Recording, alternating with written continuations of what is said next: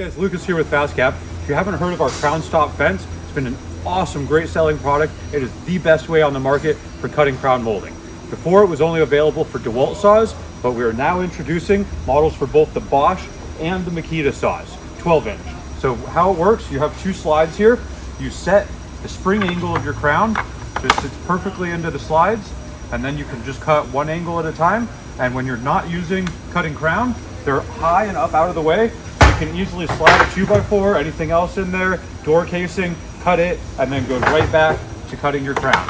When you're done with them, you don't want to use them, simply loosen the knob and they just slide straight up out of the track, and they store nicely on the back side of the fence.